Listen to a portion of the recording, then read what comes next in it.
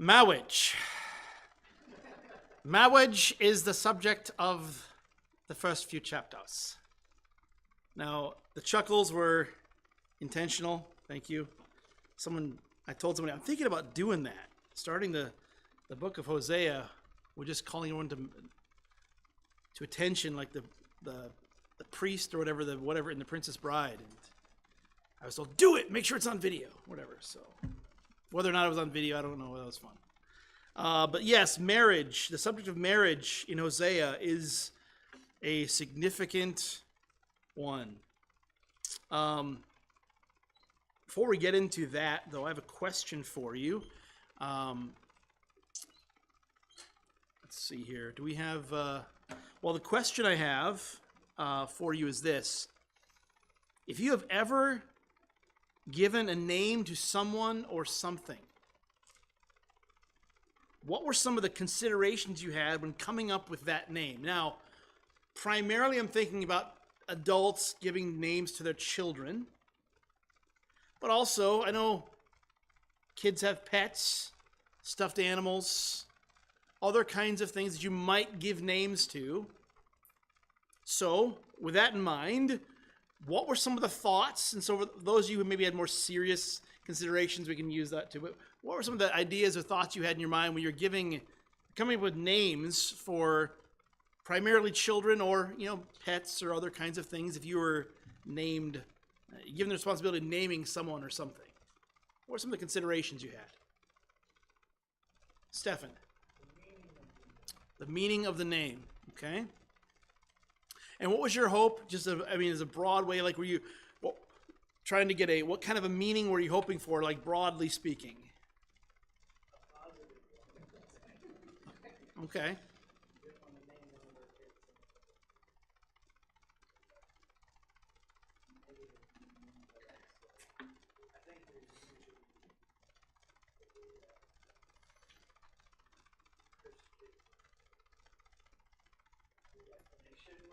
Okay, yeah. The meaning was Christian focus, wanting to have a good, believing kind of meaning in the name.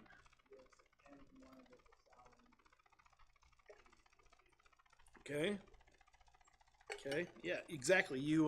One of my, sometimes movies or television shows, they have a character who's got a really funny name, like the first and last name rhyme or something. It's humorous. And you want to make sure that names we give are going to be nice sounding and whatever. Yeah, exactly. Okay, great. Anybody else? Considerations?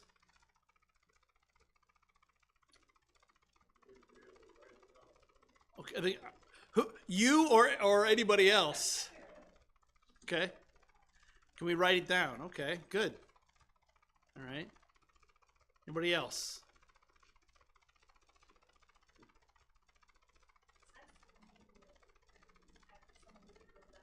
Okay.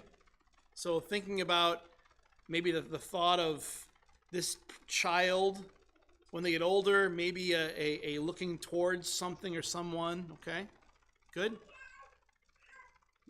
Names are important, significant, and if nothing else, it's the person's stuck with it for quite a long time, if nothing else.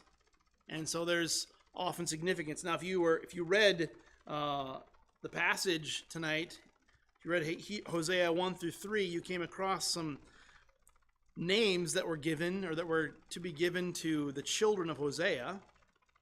Now, just as a basic kind of review here, can someone summarize some of the big events, the big message of Hosea 1 through 3? Anyone want to take a stab at a big summary or a general summary of Hosea 1 through 3? Stefan.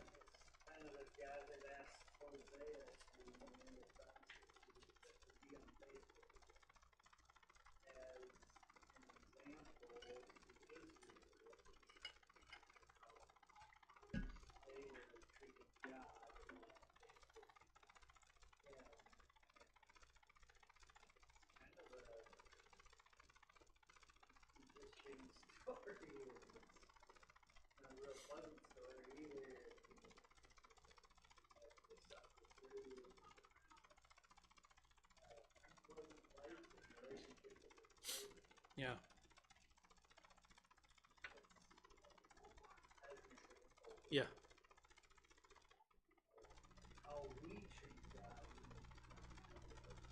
Yeah. No, it's and that is right. The main premise of the book, at least of Hosea's lived out parabolic prophecy, is you're going to marry a woman who's going to be unfaithful, and you have children that are not yours.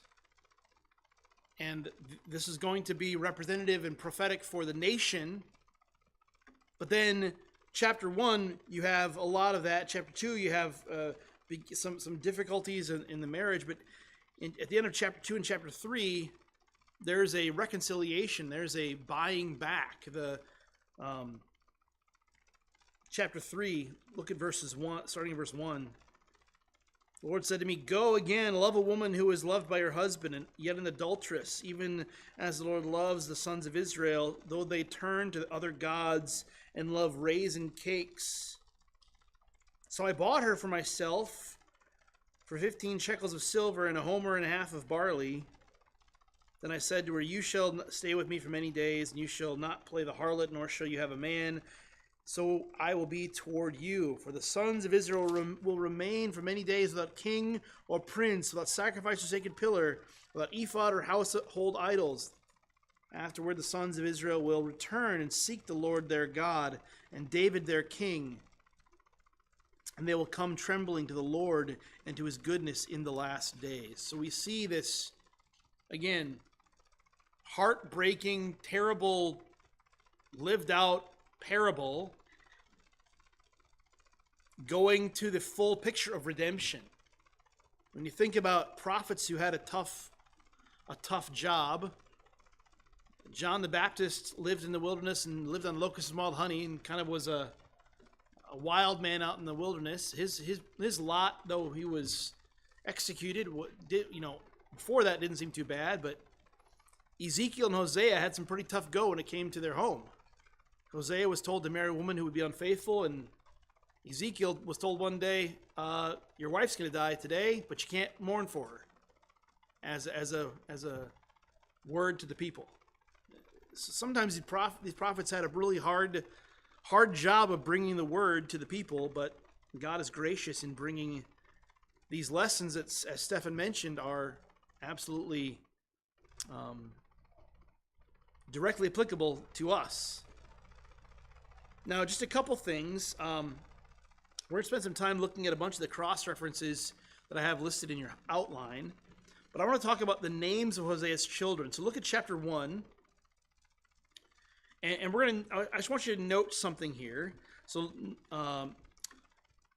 in verse 4, can someone tell me the name of the child, the firstborn there, that Hosea is given? What's the name? Somebody? Jezreel. Okay. Now it says, "Yet for a little while I will punish the house of Jehu for the bloodshed of Jezreel, and I will put an end to the kingdom of the house of Israel." Anybody know anything about Jezreel? Jezreel is a place of battle. It's where there was definite bloodshed there, and this is going to be where God will avenge the house of Jehu that had been in place since he wiped out Ahab's line. So God is going to destroy the house of Jehu as Jehu wiped out Ahab. The second child, again born, these are, again, children of harlotry. These are not Hosea's natural children. Is found in verse 6. Someone else tell me the name there in verse 6. What's the name that he's supposed to name his second-born? Lo Ruhama. Now, in your footnotes, if you look in your footnotes, anyone Bible tell you what that means? No mercy. She has not obtained compassion. Remember this thing. Lo Ruhama, verse 6. And again, this is symbolic for the people of Israel. Relates to the fact that this one is not obtaining mercy. Well, then, verse 9, we have another child born. Someone else? What's the child's name in verse 9 given?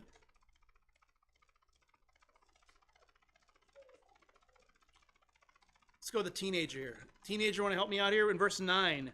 What's the name there? And just go ahead and try the pronunciation. It's okay. Hannah, go for it. You had your hand up. Not my people. Okay, that's the meaning of the name. Yeah, that would be the meaning of the name. Yeah, it's name him Lo Ami, for you are not my people, and I am not your God. So the Hebrew or the name would be name him Lo Ami. But yeah, the word it means not my people. So we had three names: one of judgment, one of this one is not obtained compassion, and the third is not my people. I want to point you to the end of chapter 2, which we're going to look at in some detail in a little bit here. But listen, this is God is promising future blessing. I'll start in verse 21 here. It will come about in that day that I will respond, declares the Lord. I will respond to the heavens, and they will respond to the earth. And the earth will respond to the grain, and to the new wine, and the oil. And they will respond to Jezreel. I will sow her for myself in the land. I will also have compassion on her who had not obtained compassion. And I will say to those who were not my people, you are my people. And they will say, you are my God. Anybody notice anything about those verses and the names? What'd you notice? Anybody?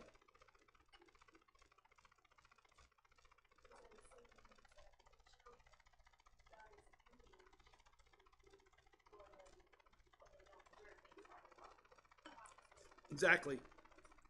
The name, you are not my people, Lo Ami. He says, you are my people.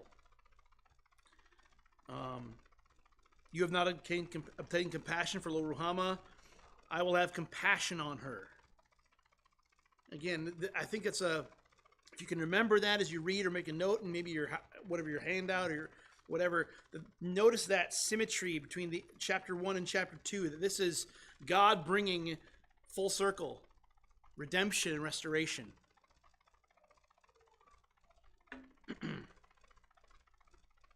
So I want to talk about, as I opened the time tonight, with the subject of marriage, primarily the issue of biblical customs of marriage and practice. And this is not meant like we ought to do all these exact same things in our culture, but if not saying we shouldn't, but the idea is understanding marriage customs, like engagement, marriage, whatever those customs involved, because if Hosea, particularly chapters 1 through 3, in general, relate to this picture of marriage, this picture of God and his people, then it's appropriate to help at least try to have a contextualized picture of what marriage and the betrothal process was, and some what was going on in their minds, as opposed to just having an idea from our modern age, influenced more by our traditions that are neither necessarily better or worse, but they're different in our culture. So the question I have is, we're looking at all these verses here. I'll have them up on the screen so you can turn to them, but we can, if you want to read them, we can read them up on the screen too, because we're going through a lot of them. The question is going to be, what do we learn, or what hints are we given about marriage customs from the following passages? So we're not going to look and try to understand all the passages say.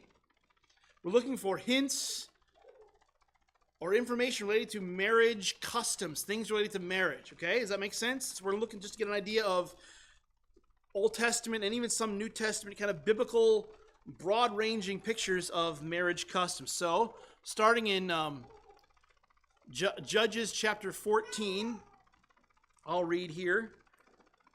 Then Samson, now again, be ready to answer this question. Again, what do we get maybe from an idea for marriage customs from these passages? Then Samson went down to Timnah and saw a woman in Timnah, one of the daughters of the Philistines. So he came back and told his father and mother, I saw a woman in Timnah, one of the daughters of the Philistines. Now therefore get her for me as a wife. And his father and mother said to him, is there no woman among the daughters of your relatives or among all our people, that you were to go take a wife from the uncircumcised Philistines? But Samson said to his father, "Go get her for me, for she looks good to me." So what's something about the marriage customs maybe that we would see or get a hint at from this text? Sherry. Okay. They were to be generally, in intra-faith, so inside the family of Israel, marriage, okay. Anything else? Stefan. There was most definitely a parental involvement between the husband, or the husband's family, the bride's family. They would make the deal, and then the children would be then entered into that arrangement. Okay, good. Let's move on to another one. Exodus 22, 16 to 17. Again, there's a lot. These cover a wide range of things here, but let's think about how these verses maybe relate to issues related to marriage. If a man seduces a virgin who is not engaged and lies with her, he must pay a dowry for her to be his wife. If her father absolutely refuses to give him to her, he shall pay money equal to the dowry for virgins. Okay? How does this maybe at least relate to the subject of marriage customs and expectations? Anything? Yeah, there's a price. There's a bride price is required because, again, if the sought after bride would be a virgin bride in Israel. And if a man seduces a woman who's not engaged, which is a significant thing here, he's got to pay a dowry for her to be his wife. And even if the father says, "Not you," he's still got to pay that dowry, that bride price. So there is this definite custom of a bride price, and the basic idea was not that you're buying the girl necessarily, but you're compensating the family for the lost labor that they would when the woman would go from the house. If you have older children, or had older children in the house, or are an older child in the house, you know that the labor that can be asked or required of you is not insignificant. And so when a young girl would go from her house to go be part of someone else's house, you're losing a valuable member of your home economy. So that was part of that reality there. Okay? Again, good job on this. Genesis 29. Then Laban said to Jacob, "Because you are my relative, should you serve me for nothing? Tell me what your wages should be." Now Laban had two daughters. The name of the older was Leah, and the name of the younger was Rachel. And Leah's eyes were weak, but Rachel was beautiful of form and face. Now Jacob loved Rachel, so he said, "I will serve you 7 years for your younger daughter Rachel." Laban said, "It is better that I should give her to you rather than to another man. Stay with me." So Jacob served 7 years for Rachel, and they seemed to him but a few days because of his love for her. Okay? What else we see in this? Sherry.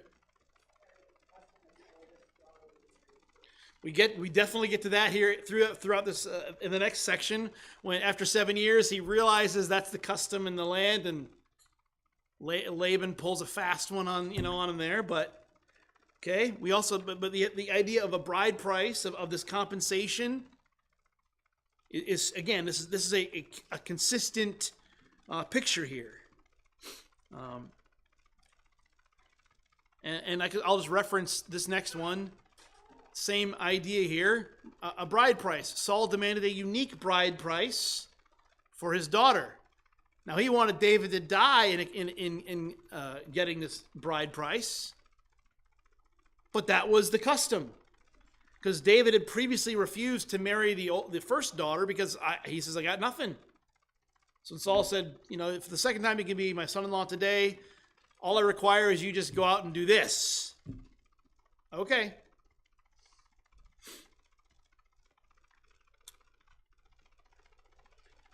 Let's look at this one. How does this verse relate to the issue of customs and practices in the scriptures? Now, the birth of Jesus Christ was as follows. When his mother Mary had been betrothed to Joseph, before they came together, she was found to be with child by the Holy Spirit. And Joseph, her husband, being a righteous man, did not want to disgrace her, planned to send her away secretly. Now, just to help you out a little bit, send her away. And in some translations, the word is divorce, and actually it's the same word. This translated divorce in other contexts. So the idea is there.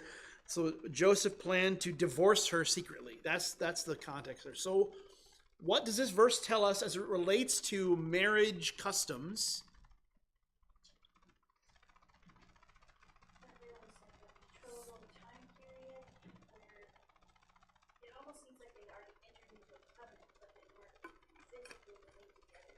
Okay.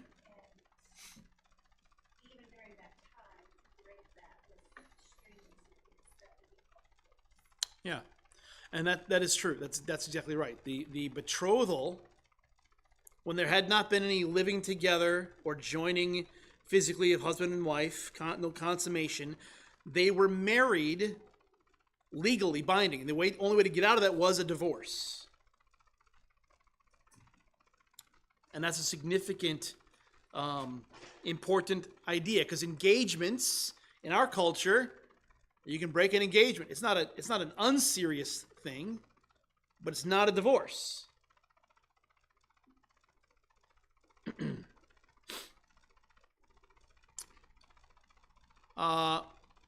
That's really small. Sorry about that. Deuteronomy 22, 23 to 27. I'll read to you, and if you can get out your magnifying glass, I apologize. There's a girl who is a virgin engaged to a man, and another man finds her in the city and lies with her. Then you shall bring them both out to the gate of the city, and you shall stone them to death. The girl, because she did not cry out in the city, and the man, because he has violated his neighbor's wife. You shall purge the evil from among you. But if in the field the man finds the girl who is engaged, and the man forces her and lies with her, then only the man who lies with her shall die. But you shall do nothing to the girl. There was no sin in the girl worthy of death. Just as a man rises against his neighbor and murders him, so is this case. When he found her in the field, the engaged girl cried out, but there was no one to save her. So what do we see in this context related to, again, issues of marriage customs and understandings? The girl was betrothed. She was engaged. And the first scenario is the engaged girl and a guy that's not her betrothed have relations. What happens to them both? They're both put to death. The punishment, legal punishment for adultery is death. But if the girl, again, she's in the wilderness, the assumption is she cried out, which I think is a wonderful, merciful thing. I mean, when you read that text, I just am always noticing the mercy and kindness of God. They assume the girl cried out. But so if the betrothed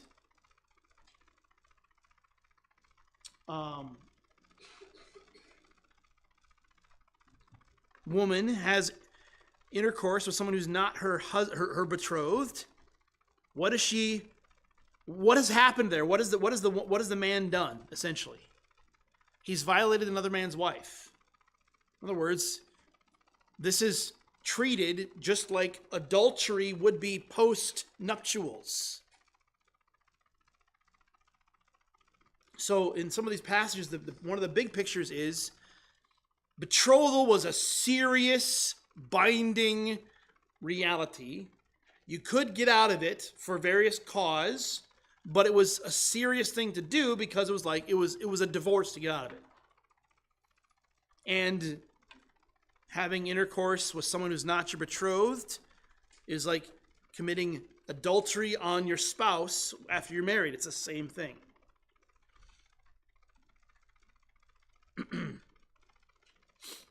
Matthew 5:31 and 32 says this.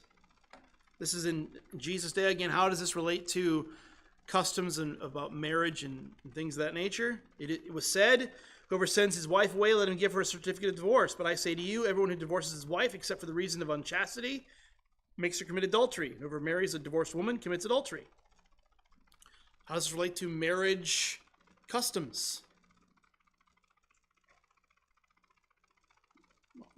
Yeah, Stefan.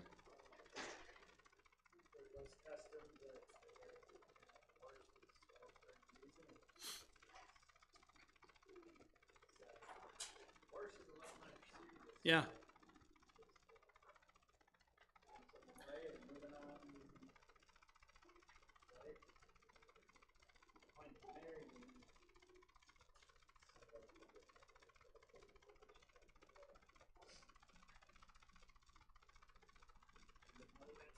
Yeah. Yeah. The divorce was what was serious to the point that marrying a divorced woman, both parties then would be committing adultery.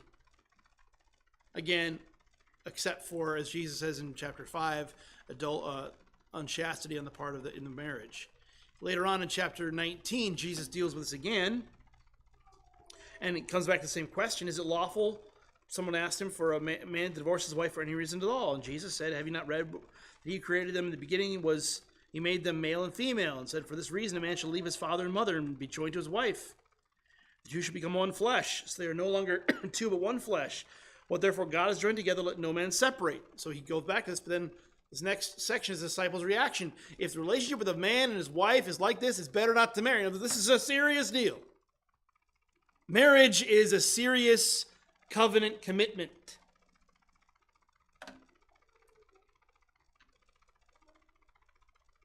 So, yes. So I just like the time with the betrothal, and I completely agree. So in so many of these verses, we even see that Joseph was called her husband, or they were called a wife, and they didn't come together yet. So they're called husband and wife, and they're just betrothed. Is that why, like in a lot of these passages, even if it says fornication, it's because they did not come together yet. I hear people say, well, they were husband and wife. You can't commit fornication, but it says fornication because maybe they didn't come together yet. Are you talking the betrothed together before they're married? Yeah. That would be a violation. Yeah. But as far as if one of the two has relations outside, that's adultery. That's the same kind of language is used. So yeah, I mean, it would be because the marriage had not yet been officially, sanctioned. It would still be a violation, at least, looked down upon for sure, because they're supposed to be, particularly this waiting period of a year for virgins in general, or shorter for widows sometimes, at least as the traditions went, to show the purity of the bride. That was one of the reasons for that delay. So I'm just saying, like it says, like in verse 9, he sort of put away his wife, except with fornication. I've heard people say, well, it's his wife, which should be adultery. Well, it could be fornication because they didn't physically come together yet. They were just in the betrothal period. Oh, I see what you're saying. Yeah. And again, I think that it depends. I mean, well, fornication would be outside extramarital affairs too, though. So I mean, it could be. I think that's probably what the idea is. Unless you it's not thinking just about the betrothal period, but about all the period. I think so. I think unchastity, fornication. I didn't look at the root word there, but I would say it's. I could look into that. That's a good question. So the picture is at least that marriage is serious. It is a from the way it was arranged by the parents, the responsible parties, to the betrothal period, once that the people were both of age in the right time, until the wedding ceremony, and then the continuation of that marriage. It was a serious, significant situation. So that's again, but one of the big things is this idea of betrothal was not merely like a dating or an engagement as we would have it maybe in our cultures, but it's more intense there. And we won't take the time to go through the next ones. The next section there are verses that where God refers to whether it's Israel or the church, in terms related to marriage. So, for instance, in Isaiah chapter 54, it says, "For your husband is your maker, whose name is the Lord of hosts, and your Redeemer is the Holy One of Israel." So God uses this kind of marriage relational language of the people in the Old Testament and in the New Testament. And of course, Ephesians chapter 5, we have husbands, love your wives as Christ also loved the church. And again, this is a picture of Christ and the church. So we have a broad theological, biblical picture that marriage has great overtones and great implications. So what I want to do is focus on the end of chapter 2 of Hosea for a few minutes here. Chapter 1, Hosea was told to go and marry this woman who would be unfaithful and she'd bear children that would not be his. In chapter 2, there's a lot of this contention and judgment. Again, even like in verse 12, "I will destroy all her vines and fig trees," and what she said, "These are my wages." Again, God's going to have judgment upon the unfaithful Israel. But follow along with me as I read verses 14 to 21, or 23, excuse me. This is after all of this judgment. He says this, "Therefore, behold, I will allure her, bring her into the wilderness, and speak kindly to her. Then I will give her vineyards from there, and the valley of Achor as a door of hope. And she will sing there as in the days of her youth, and in that day when she came up from the land of Egypt. It will come about in that day, declares the Lord, that you will call me Ishai. You will no longer call me Baali. For I will remove the names of the Baals from her mouth, so they will not be mentioned by their names anymore. In that day I will also make a covenant for them with the beasts of the field, the birds of the sky, and the creeping things of the ground. And I will abolish the bow and the sword and war from the land. I will make them lie down in safety. I will betroth you to me forever. Yes, I will betroth you to me in righteousness and in justice, in loving kindness and in compassion, and I will betroth you to me in faithfulness. Then you will know the Lord. It will come about in that day that I will respond, declares the Lord. I will respond to the heavens, and they will respond to the earth. And the earth will respond to the grain, to the new wine, and the oil. And they will respond to Jezreel, and I will sow her for myself in the land. I will also have compassion on her who had not obtained compassion. And I will say to those who were not my people, you are my people. And they will say, you are my God.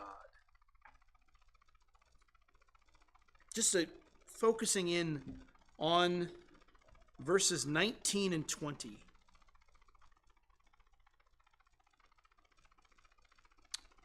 This has the language and the image of betrothal. After all of this, after this faithless time of Israel and the judgment, God says, I will betroth you to me forever. He says it 3 times, twice in verse 19 and once in verse 20. It's a significant thing. God will betroth them forever. Now, so in the image, let's borrow some Ephesians for quick sake here. Thinking of Ephesians, husband and wife, who's playing part of whom in the marriage? Who does the wife essentially play according to Ephesians chapter 5 in the relationship? Anybody? The church. Who does the husband play? Christ. So we have, I think, appropriate and truly here, the one doing the betrothing is the husband. The one being betrothed is the wife. God here is saying, I will betroth you to me. Same relationship there. God is playing the husband and Israel the wife. What did we learn in some of the passages that we read was an absolutely consistent principle when there's going to be a wedding and a betrothal. What had to be done? Saul came up with a really crazy idea. Dowry, bride price. Jacob had no money. I can work. A price would be paid. Look at the price that God says he will pay here for his bride. I will betroth you to me in righteousness and in justice and loving kindness and compassion and in faithfulness. To put it in this way, faithfulness was the coin paid for the bride price. This is not that Israel would be righteous and just or have loving kindness and compassion. No, that the husband would provide those things for his bride. This is a picture that we see played out in vivid color in the New Testament, where Christ provides all that we need to be reconciled and brought together with him. He does that for us. He is our righteousness. The bride price, righteousness, justice, loving kindness, compassion. Again, things that were not true of Israel in the past or in the future until the second coming is done.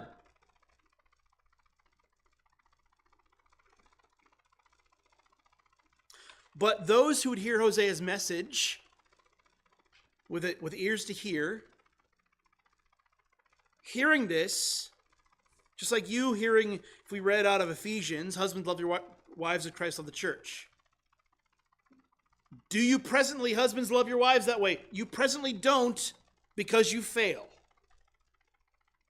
But that ought to cause you with great faith and humility and pleading for help to want to strive for that. In the same way, turn over just as an idea to chapter 10 of Hosea, just to kind of bring this idea. The only other place that I think righteousness is used in Hosea is in chapter 10, verse 12, and I love this verse. He says this, sow with a view to righteousness, reap in accordance with kindness, break up your fallow ground, for it is time to seek the Lord until he comes to rain righteousness on you.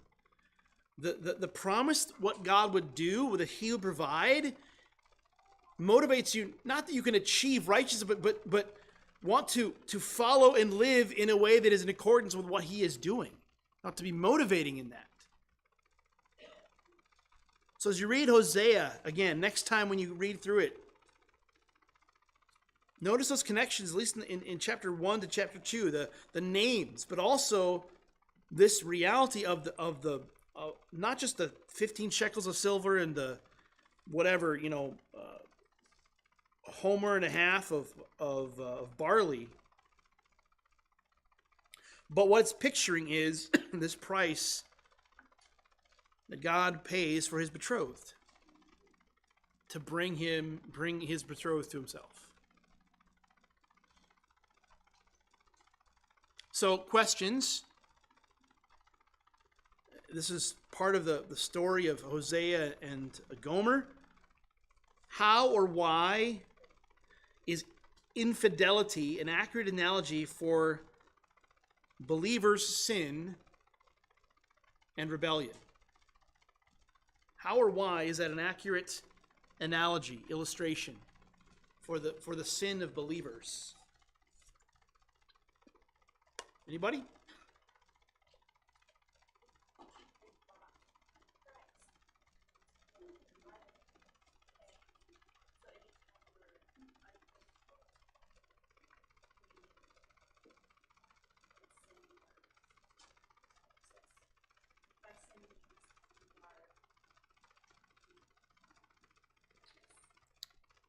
Yeah, we're going after other things. I mean, that's the picture oftentimes God uses the language of harlotries, going after other gods. And just because we don't have idols to Molech or whatever else that we go after, and when you go after your own counsel, your own wisdom, your own thoughts, and treat the Lord's, that, like, for youth group, the one of the things we're talking about on Sunday is, for him who knows the right thing to do and doesn't do it, to him it's sin. I mean, when you have that response, you are essentially going after someone in the place of where God is. You're following that master.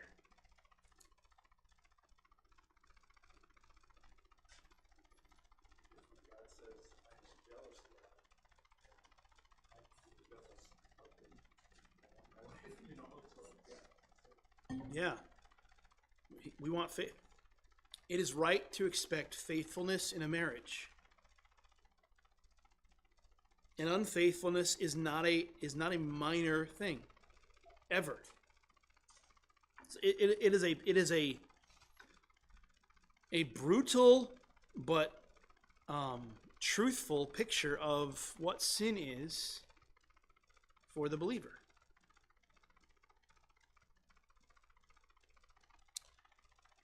Again, thinking inside the marriage analogy, look at the third question there. What do you expect God's reaction to be when you sin against him in the same way repeatedly? What do you expect his response to be? Any thoughts?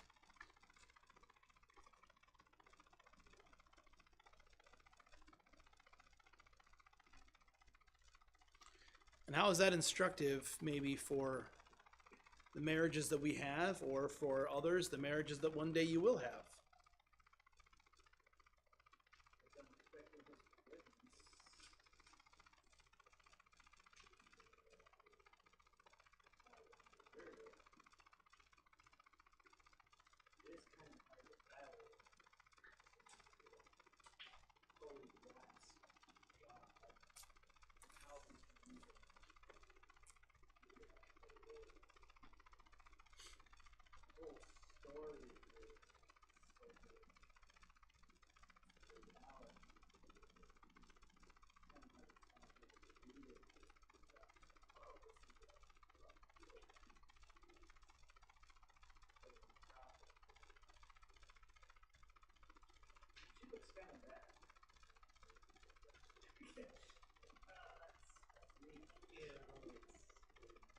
Well, that's just it. I mean, I think about David.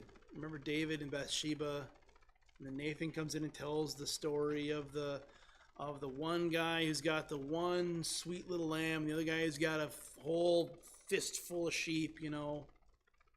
David is enraged that somebody came and took that one guy's only lamb. And then Nathan's famous line that just cuts that knife. He says, "That's you. You are the man." And that's the picture that that Israel was supposed to get from Hosea. That's us. That's me. And when we think about faithless Israel, or even again, faithless even to a scale of not abandoning the faith of God entirely, but just the ways in which we go after other things. We're fickle in our own smaller ways, but it's still fickleness. That light of like conviction, that's us. That's me. That's the right picture there. To have that first, as in Sunday school we read Matthew chapter 6. You gotta make sure that sawdust is or that beam is out of your eye first. Deal with that before you even start to talk about the law, the speck of whatever that's in someone else's eye. So, to final question, how does Hosea 1-3 impact or influence your understanding and theology of marriage? So for those of us who are married, how does it influence you? For those of you who aren't married, but Within a decade, a lot of you might be that aren't now. How does this influence your understanding or theology of marriage? Does it? Any thoughts?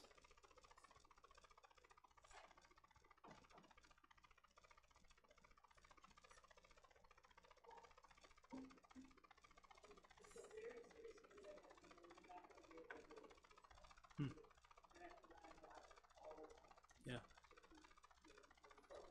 Yeah. Good. Anybody else?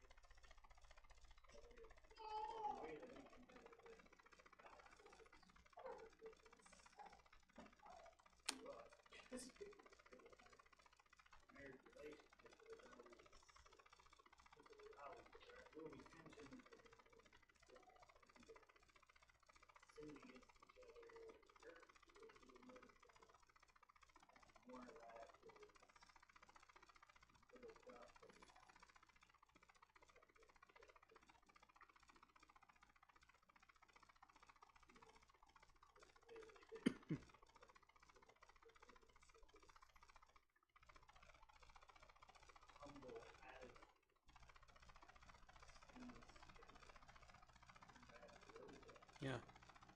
Yeah. Anybody else?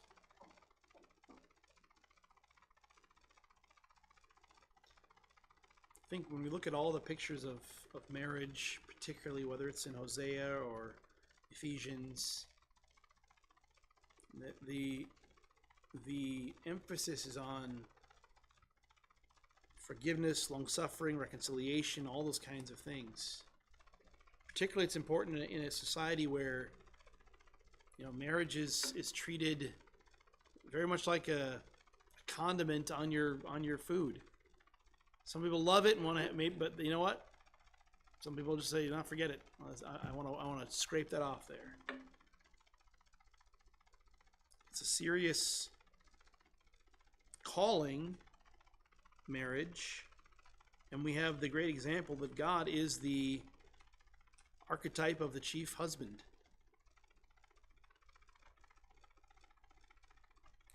And there's a high calling there to live up to strive after. Well, good study tonight, everyone. I'm going to close with some prayer. Heavenly Father, thank you so much for this time. I pray that this study honored you and that it was encouraging to your people.